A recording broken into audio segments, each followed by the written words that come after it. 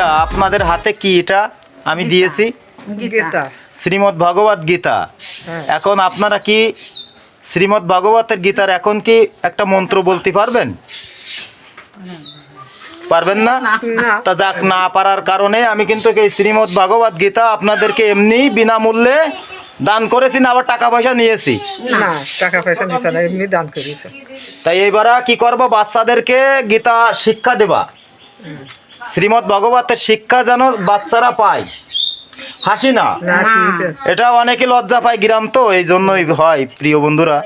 তো এই শ্রীমদ্ ভগবত গীতা দিয়েছি যেন বাচ্চাদেরকে এই গীতার জ্ঞান দান করতে পারে।